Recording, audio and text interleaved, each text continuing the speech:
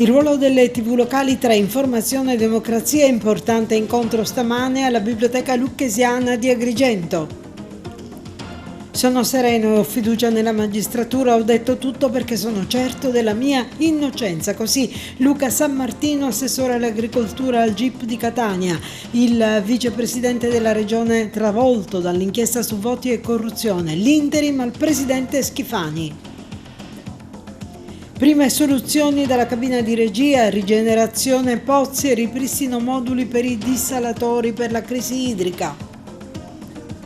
Agrigento, capitale della cultura, l'Auser a Casa San Filippo e il direttore Sciarratta, ecco il nostro lavoro per l'evento. La notte dei licei classici, l'Empedocle ieri al Teatro Pirandello tra tante performance ed eventi. Il poliambulatorio di Palma di Montechiaro va potenziato, incontro tra CGIL e ASP. Consueta panoramica del fine settimana sportivo.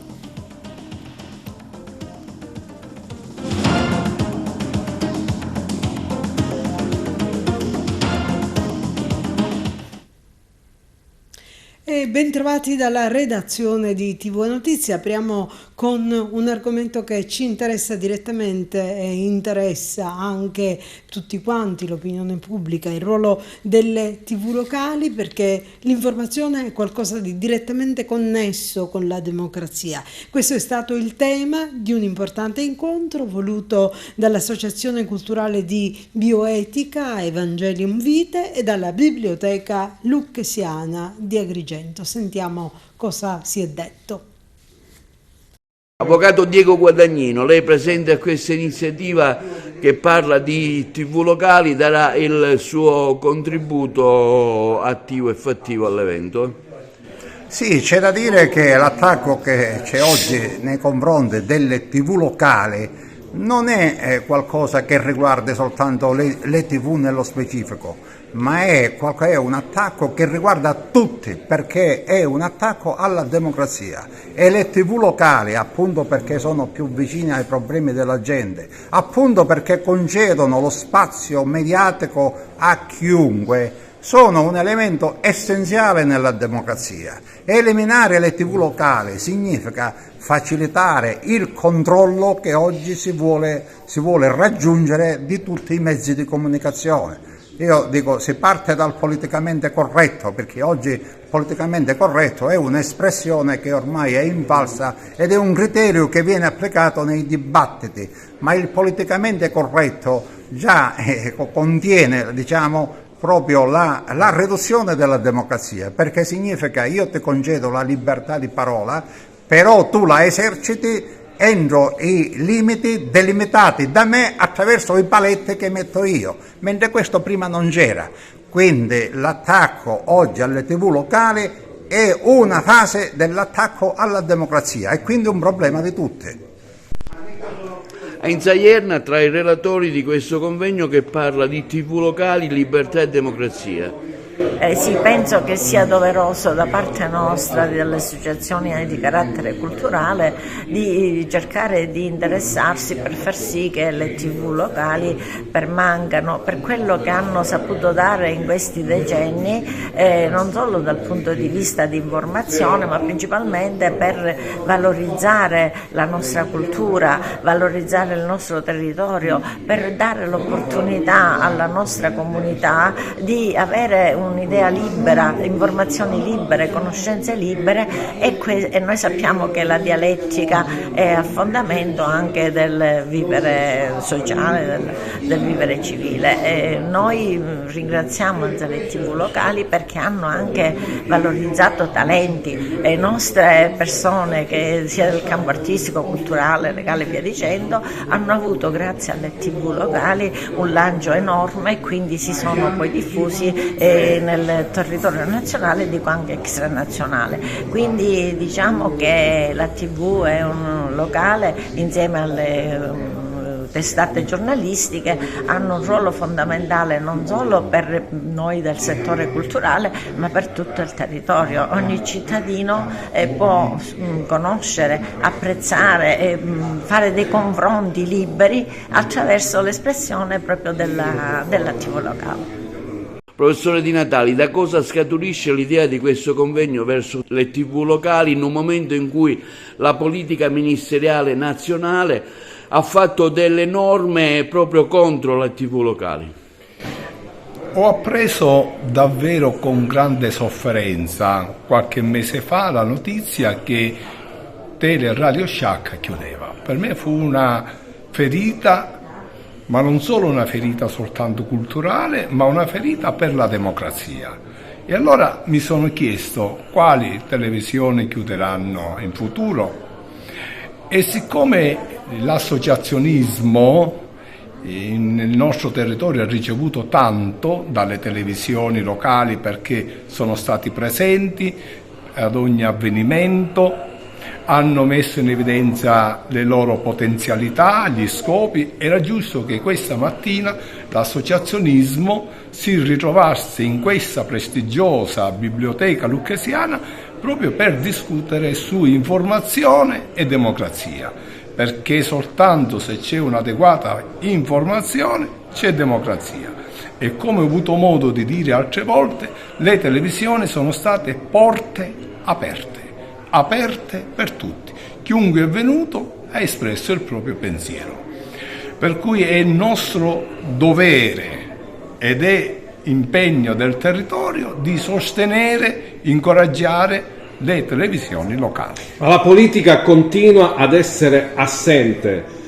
Non c'è nessuno in questo incontro dibattito del mondo della politica. E qui è un altro punto dolente. E il punto dolente è questo, che, e l'ho sempre detto, non si può fare politica a qualsiasi livello senza cultura. Cioè il politico a qualsiasi livello, da quello comunale ad alti livelli nazionali, deve avere un patrimonio culturale. E quando il politico ha un'adeguata formazione culturale, allora il primo impegno è per la democrazia. E il politico culturalmente preparato sa che per raggiungere un'adeguata democrazia occorre l'informazione. Purtroppo noi siamo dinanzi allo sfacelo dell'informazione, della democrazia e dello Stato. E adesso la vicenda dell'assessore all'agricoltura Luca Sammartino. Sono sereno e ho fiducia nella magistratura. Sono le parole che ha detto subito dopo essere stato interrogato dal GIP di Catania, il servizio. Ho risposto a tutte le domande che mi sono state poste perché sono estraneo a tutte le accuse che mi vengono contestate. Sono le parole pronunciate all'ANSA dal deputato regionale della Lega Luca Sammartino, interrogato ieri dal GIP di Catania.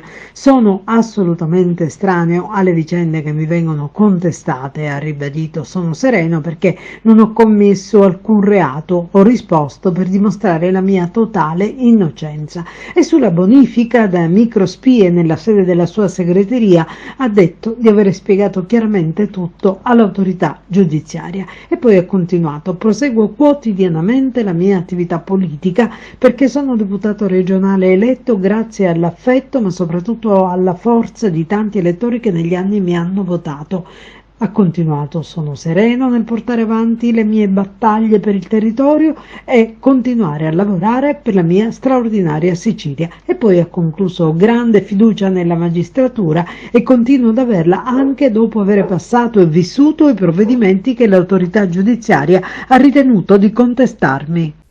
E a seguito di tutto questo il presidente della regione siciliana Schifani ha assunto ad interim le deleghe all'agricoltura, allo sviluppo rurale e alla pesca mediterranea dopo le dimissioni rese dall'assessore vicepresidente Sammartino, coinvolto nelle note vicende giudiziarie, e anche in seguito alla sua sospensione dalle cariche. Il governatore con decreto nominerà poi un nuovo vicepresidente.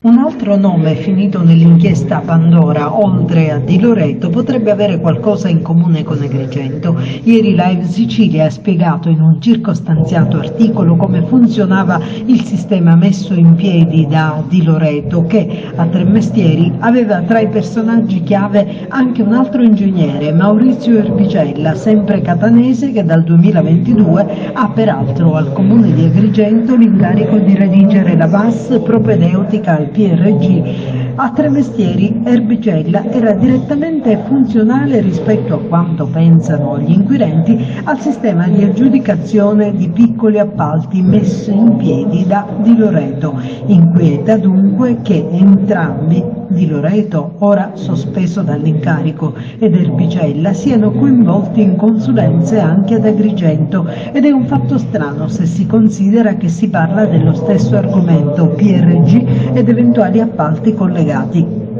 In ordine alla richiesta del Consiglio Comunale di sentire il sindaco di Agrigento, Francesco Miccichè, sui recenti avvenimenti giudiziari che hanno messo l'amministrazione sotto i riflettori della cronaca a causa dell'arresto di uno dei suoi più stretti collaboratori, Gaetano Di Giovanni, capo della Polizia Municipale e anche dell'ufficio di gabinetto del sindaco, il primo cittadino ha diramato una nota nella quale sottolinea che non intende sottrarsi all'invito e ribadisce che lo scorso 11 aprile è stata disposta la sospensione cautelare dal servizio con privazione della retribuzione a carico del dottore Di Giovanni. Dopodiché, nelle more che il Comune acquisisca formalmente gli atti, ha chiesto agli uffici di avviare una verifica interna circa la regolarità amministrativa degli affidamenti pubblici di cui si parla nel provvedimento cautelare. Riguardo all'altra bufera, quella dell'ingegnere Di Loreto, il sindaco Miccichè ribadisce che il 18 aprile a Di Loreto è stato revocato l'incarico e specifica che i fatti contestati al consulente esterno, oggi coinvolto nell'inchiesta di Catania, sono risalenti ad epoca antecedente al conferimento dell'incarico da parte del Comune. All'alba di oggi a Licata i militari del Comando Provinciale di Agrigento, collaborati dai colleghi dello Squadrone Liporto Cacciatori di Sicilia, dal Nucleo Elicotteri e dal Nucleo Cinofili di Palermo, hanno dato esecuzione a un provvedimento di ordinanza cautelare in carcere emesso dal GIP presso il Tribunale di Agrigento su richiesta della locale Procura della Repubblica nei confronti di Giuseppe Rallo, di anni 31, residente a Licata, in quanto ritenuto gravemente indiziato di omicidio premeditato. L'attività di indagine condotta dal nucleo investigativo del Comando Provinciale dei Carabinieri di Agrigento e diretta dalla Procura della Repubblica ha consentito di raccogliere gravi e concordati indizi di colpevolezza nei confronti dell'uomo ritenuto essere allo stato delle indagini l'esecutore materiale dell'omicidio perpetrato ai danni di Castronovo Angelo avvenuto il 31/10 del 2022 nel comune di Licata. In quella circostanza la vittima venne colta di sorpresa mentre stava caricando un escavatore sull'autocarro a lui in uso dopo aver effettuato dei lavori agricoli per conto terzi in contrada Cipolla. Il Castronovo veniva così attinto da numerosi colpi di arma da fuoco in corrispondenza all'emitorace sinistro e all'avambraccio destro, per essere poi definitivamente finito con un colpo al volto. Il movente dell'omicidio si ritiene possa essere inquadrato nell'ambito della faida tra le famiglie Rallo-Azzarello di Palma di Montechiaro, culminata come è noto con l'omicidio di Enrico Rallo e Azzarello Salvatore, e nella quale Angelo Castronovo si è trovato coinvolto.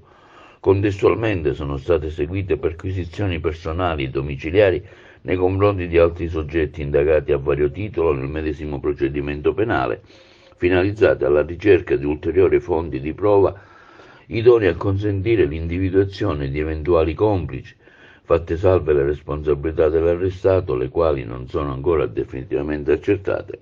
Ultimate le formalità del rito, lo stesso è stato portato presso la casa circondariale di Agrigento a disposizione dell'autorità giudiziaria. Parliamo adesso di crisi idrica perché la cabina di regia per l'emergenza idrica guidata dal presidente della regione ha individuato le prime soluzioni urgenti contro la siccità.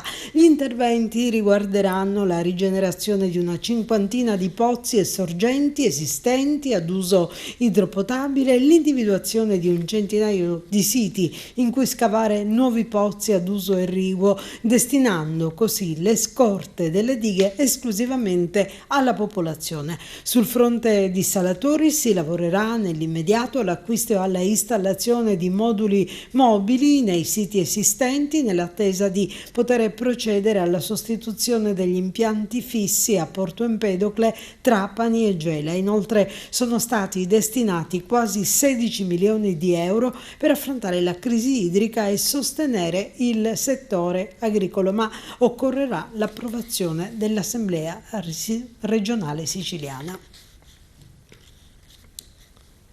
E Agrigento, capitale della cultura, l'Auser organizza un incontro a Casa San Filico a cui partecipa il parco archeologico con il suo direttore Roberto Sciarratta, che dice: ecco qual è il nostro impegno per Agrigento, capitale della cultura. Sentiamo. Sì, noi come parco abbiamo dato sempre sostegno a questa attività condotta dal dottore Rivette e dall'associazione per quanto riguarda l'Università della Terza Età. Devo dire, lo scorso anno ho anche partecipato a una giornata di questo approfondimento e oggi abbiamo parlato di Agrigento Capitale della Cultura, ma soprattutto del mondo dei beni culturali, che si compone di tutela, conservazione e valorizzazione. Per noi del mondo dei beni culturali Agrigento della Capitale della Cultura è una vetrina, ma per noi è come se fosse ogni giorno il nostro lavoro improntato a queste azioni. La nostra associazione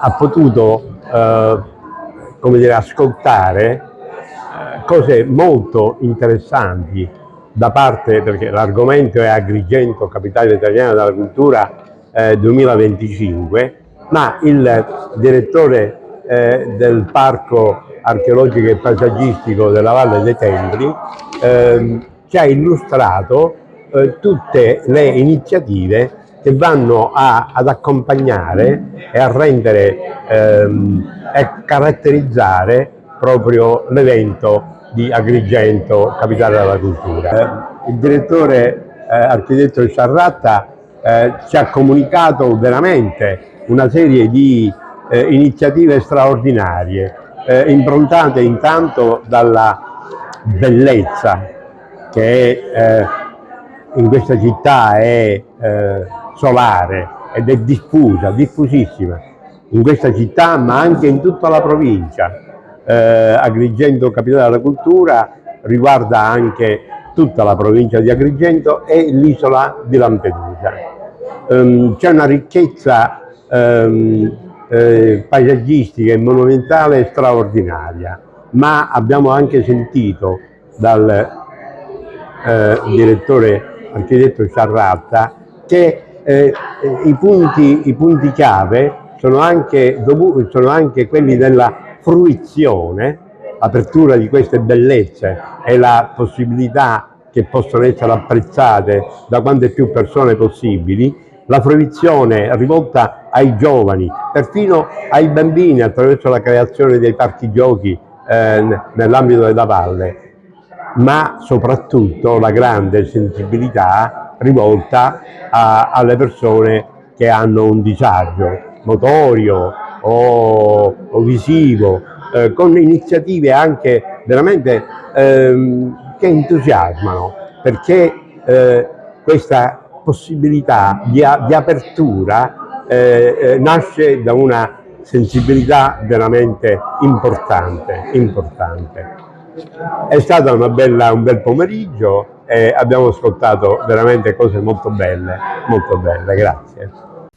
Offrire assistenza ai cittadini di paesi terzi regolarmente soggiornanti in Italia, vittime o potenzialmente suscettibili di sfruttamento lavorativo è lo scopo dell'avviso emanato dall'assessorato regionale della famiglia e delle politiche sociali, che intende individuare soggetti del terzo settore per la realizzazione e la gestione di poli sociali integrati, uno per ciascuna provincia e città metropolitana della Sicilia, in grado di offrire le prestazioni previste. Le risorse messe a disposizione dalla Regione per la coprogettazione, l'organizzazione e gestione condivisa di interventi e servizi sono pari ad oltre 4 milioni di euro.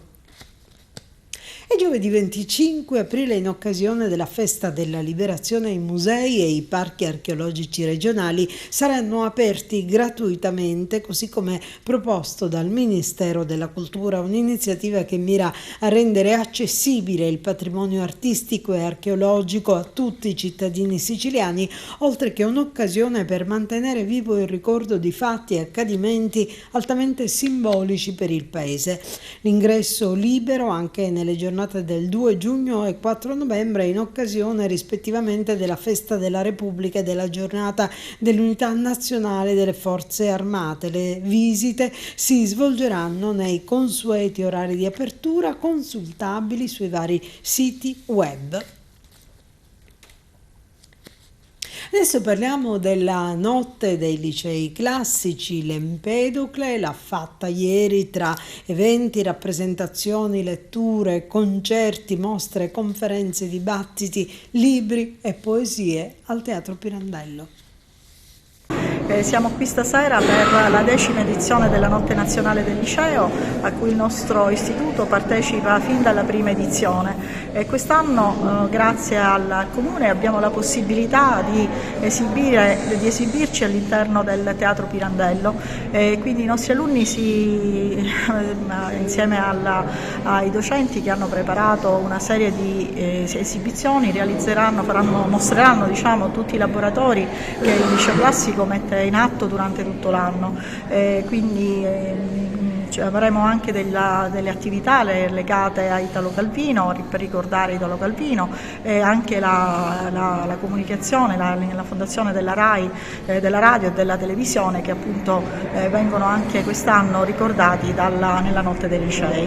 È una rappresentazione teatrale che prevede diverse ore di esibizione dei ragazzi per illustrare un po' tutte le varie iniziative del liceo.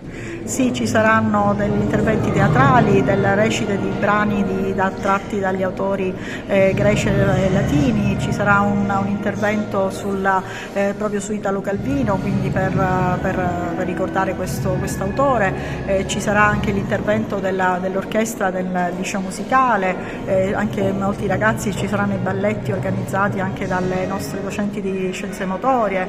Diciamo che il liceo classico dà modo di mettere in luce tutto quello che sono le varie attività, quindi sia quelle proprio legate all'attività classica, alle materie classiche, ma anche a tutte le altre discipline. E quindi per confermare che il nostro liceo il liceo classico è una scuola che prepara a tutto e che dà modo ai nostri allievi di mostrare quelle che sono le loro migliori, la loro migliore indole, le loro migliori doti, e anche di mettersi alla prova per prepararsi a quello che è il loro futuro. Benvenuti alla 10ª edizione della Notte del Liceo Classico.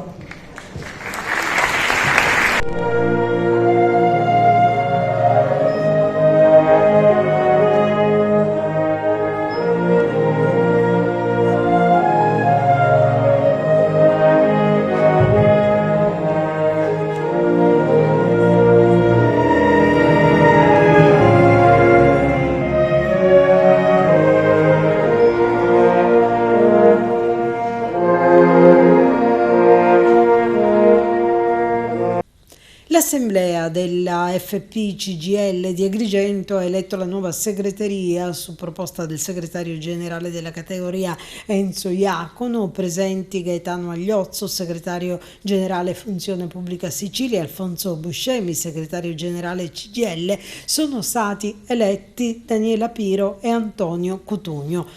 Oggi grande manifestazione nazionale di CGIL UIL a Roma, presente anche una delegazione di Agrigento. I sindacati chiedono salute e sicurezza, diritto alla cura e sanità pubblica, riforma fiscale e tutela dei salari.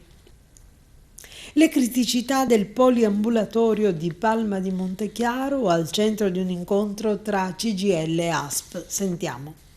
Lo SPI CGIL di Agrigento, insieme alla Lega SPI locale, con in testa il segretario generale della CGIL di Agrigento, Alfonso Buscemi, e la segretaria generale dello SPI Sicilia, Concetta Balistreri, hanno incontrato il direttore facente funzioni del Dipartimento Cure Primarie dell'ASP, Ercole Marchica. Nella riunione i rappresentanti sindacali hanno elencato le criticità riscontrate nel poliambulatorio di Palma di Montechiaro, caratterizzato a loro dire da carenza di personale nei servizi di continuità e nello specifico della Guardia Medica, carenza di personale amministrativo nei servizi rivolti ai cittadini, di figure di medicina specialistica. Hanno lamentato inoltre la postazione del 118 non medicalizzata. Questo significa che non disponendo di un medico ci sono solo figure di soccorritori.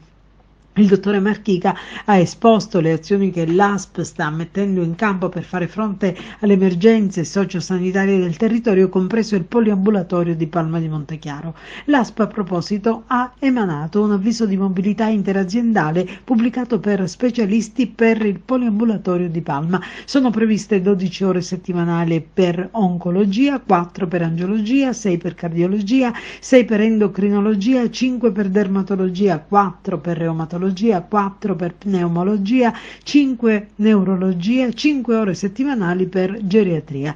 Marchica ha tra l'altro sottolineato che sarebbero arrivate già le prime adesioni. Un'indagine sulla sanità agrigentina è stata condotta dal sito micuro.it, punto di riferimento per strutture sanitarie da oltre 10 anni. È stata stilata una sorta di classifica con tanto di punteggio a 4 presidi ospedalieri.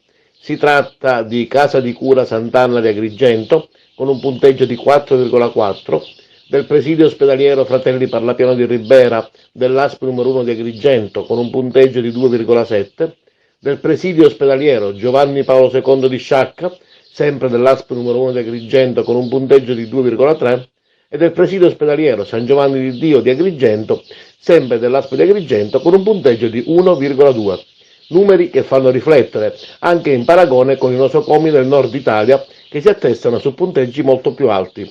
Si auspica una veloce assunzione di personale sanitario affinché si possa migliorare questa brutta classifica per il bene della comunità agrigentina.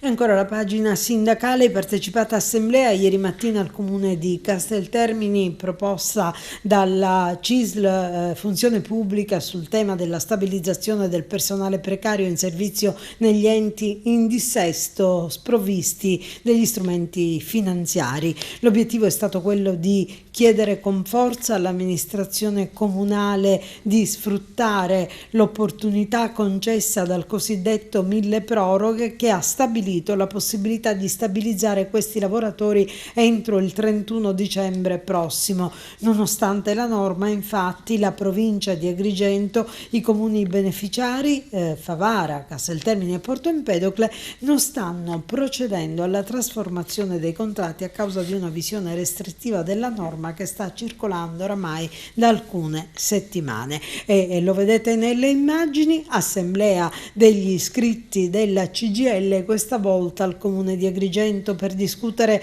del contratto decentrato normativo ultimo approvato nell'anno 23-25 e della sua materiale esecuzione, nonché della costituzione del Fondo delle risorse decentrate per l'anno 2024. Sono stati esaminati tutti gli istituti contrattuali relativi al salario e per ognuno è stato stabilito un percorso di iniziative perché, afferma il sindacato, su di essi l'amministrazione l'amministrazione comunale deve una risposta immediata. Nel corso della discussione è stata espressa anche forte disapprovazione per la mancanza di un modello organizzativo efficace ed efficiente dell'ente che, come comune capoluogo, è certamente più esposto alla critica e all'opinione pubblica dei cittadini utenti.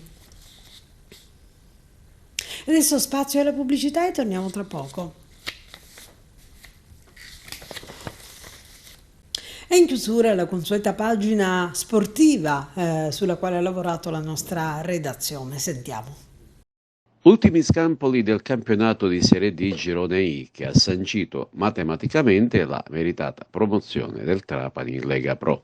In questo terzultimo turno le compagini agrigentine, che vogliamo sottolineare sono tutte salve, avranno da onorare alcuni scontri importanti. L'Akragas ospita l'Esseneto il San Luca e avrà la ghiotta occasione, se riuscisse a vincere, di raggiungere quota 42, un punteggio che va al di là di ogni più rosea aspettativa. Arbitrerà questa gara Costanzo Cafaro di Alba Bra con assistenti Albulen Muca di Alessandria e Luca Rizzo di Pinerolo. Anche per il Canicattì si profila uno scontro di un certo livello contro il blasonato Acireale, che solo vincendo supererebbe le dirette antagoniste Sant'Agata e Real Casalnuovo, entrambe ferme per un turno, ed occupare così quel quarto posto utile per disputare i play-off. Arbitro della gara sarà Francesco Comito di Messina. Impegno esterno per il Licata di Pippo Romano, che comunque sarà squalificato e quindi non sarà in panchina, che questo sabato in anticipo e in notturna a partire dalle ore 20:30 affronterà il già promosso Trapani. Queste invece le altre gare in programma: Castrovillari Portici, Locri e La Fenice Amaranto, Ragusa Gioiese, San Cataldese 9 Gea Virtus, Vibonese Siracusa. Riposeranno Città di Sant'Agata e Real Casalnuovo. Mister Marco Coppa, domani all'Esseneto arriva il San Luca, squadra ancora in lotta per la permanenza in Serie D. L'Akragas ha già ottenuto la salvezza con largo anticipo. Che partita dobbiamo aspettarci all'Esseneto? Come hai detto tu, il San Luca sicuramente ha grandi motivazioni perché è alla ricerca della salvezza, per cui sarà una partita sicuramente combattuta, perché noi dalla nostra parte abbiamo voglia di continuare a fare punti e possibilmente fare più punti possibili da qua a fine campionato. Questa partita come l'avete preparata? C'è grande entusiasmo dopo la salvezza in casa bianco-azzurra? Sicuramente sì, però è pure vero che questa settimana ho detto ai ragazzi, dopo la sosta, di riaccendere la spina, l'interruttore, perché altrimenti noi non avremmo più recuperato quelle che sono state le nostre forze, le nostre energie mentali soprattutto, e non dobbiamo staccare, non dobbiamo permetterci di staccare la spina, perché mancano 3 partite e queste 3 partite le vogliamo fare nel miglior modo possibile. Tante le assenze in casa Akragas, soprattutto per squalifica. Come l'avete preparata questa partita contro il San Luca? Come sempre Davide, perché le squalifiche o gli infortuni ci sono dalla prima giornata, per cui devo dirti che per noi è la normalità, per cui anche questa settimana è stata preparata come tutte le altre, con grande applicazione. Devo dire con i ragazzi che più si avvicinava la partita, più aumentavano di intensità i loro allenamenti, per cui la solita squadra che sa bene cosa deve fare, soprattutto quando giochiamo in casa. Darai spazio a chi finora ha giocato meno rispetto agli altri? Probabilmente qualcuno sì, qualcun altro rifiaterà, perché è giusto così, e qualcun altro è giusto anche che debba e voglia dare delle risposte, soprattutto dico sempre a noi stessi e poi eventualmente anche agli altri. Dopo San Luca la trasferta di Siracusa e poi in casa contro i Portici. Che importanza darete a queste 3 partite? No, lo ripeto Davide, noi abbiamo raggiunto l'obiettivo un mese prima della fine della stagione e già per noi questo è un motivo di grandissimo orgoglio. Però noi siamo l'Akragas, quindi non possiamo permetterci di fare assolutamente prestazioni o partite normali, dobbiamo tentare di vincere domani, dobbiamo tentare di andare a fare risultato a Siracusa, dobbiamo vincere col Portici, non ci sono calcoli da fare, noi dobbiamo tentare di fare più punti possibili, lo ripeto, questo è l'obiettivo dell'Akragas e l'obiettivo anche mio personale con i ragazzi. Infine, penultimo turno di eccellenza girone A con il verdetto della promozione in T già assegnato in anticipo alla Nissa di mister Nicolò Terranova. Adesso l'interesse è rivolto alla disputa dei play-off che vede la Pro Favara ammessa direttamente in finale, avendo un margine superiore agli 8 punti sulle dirette inseguitrici. In questo turno occhi puntati sul derby agrigentino, Unitas Sciacca Pro Favara, in una gara senza stile per entrambi che mirano a disputare una sfida ricca di colpi di scena. Infine, la storica società dell'Empedoclina ha deciso di non disputare il play-out che avrebbe potuto giocarsi fuori casa contro la Giardinellese. La gara infatti si sarebbe dovuta giocare proprio questa domenica 21 aprile ore 16 sul campo del comunale di Giardinello. Cala dunque il sipario su una stagione nata discretamente ma poi finita male. Adesso nella cittadina marinara si chiedono quale sarà il futuro della squadra granata. L'augurio di tutti è che ripartendo dalla serie inferiore di prima categoria si possa programmare seriamente per la prossima stagione. Ultime due partite del campionato di eccellenza che almeno nella parte alta della classifica non ha più niente da dire. La Nissa promossa, la Pro Favara si prepara alle semifinali nazionali dei playoff. Ma allora mister, queste due ultime partite ad iniziare da quella di domani con l'Unitas Sciacca, che partite saranno? Intanto sono partite importanti, anche se abbiamo raggiunto l'obiettivo bisogna onorare il campionato fino alla fine. Sciacca è una squadra attrezzata, è una squadra che era partita per fare bene in questo campionato, sicuramente sarà una partita difficile e la dobbiamo fare nei migliori dei modi. Sicuramente cambierò qualcosa, qualche uomo, però per il resto credo che come ho detto prima dobbiamo finire nel migliore dei modi. Sarà anche l'opportunità per testare magari chi è stato un po' troppo tempo fuori a causa degli infortuni. Assolutamente, queste partite ci stanno servendo proprio per questo, stiamo recuperando quasi tutti i giocatori e quindi questo per me è una cosa importante.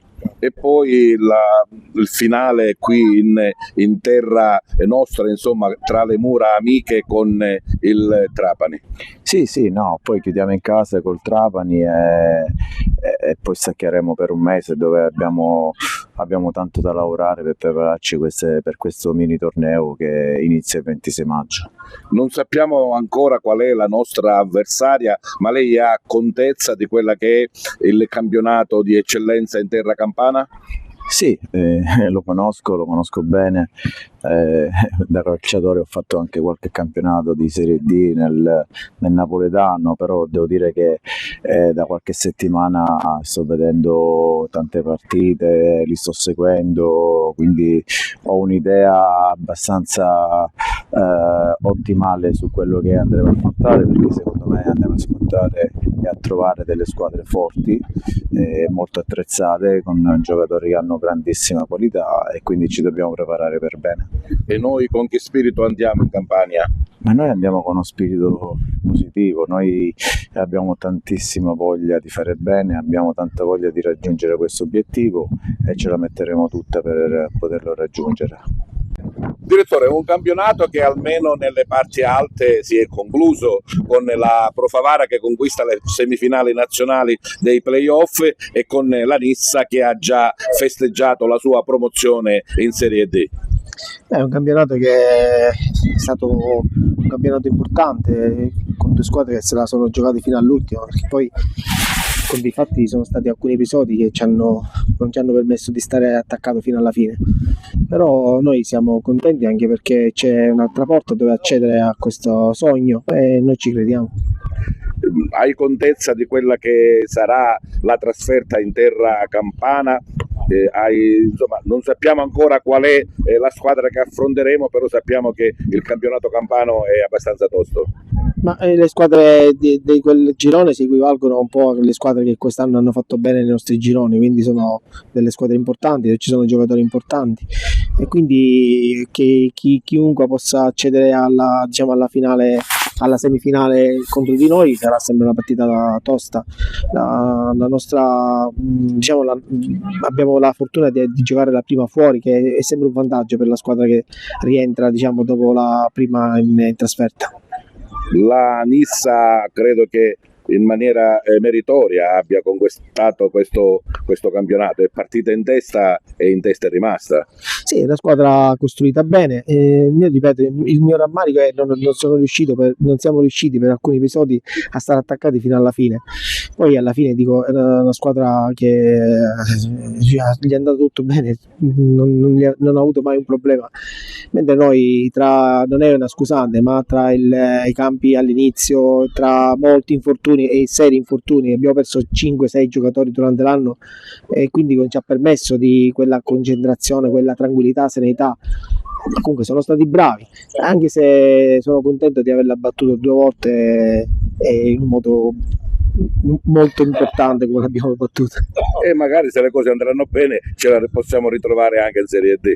Certo, per noi già il fatto stesso che è l'unica sconfitta che l'hanno fatto con noi, per giunta in casa loro, sarebbe bello l'anno prossimo ritrovare un derby lì a Catanissetta e vincere di nuovo.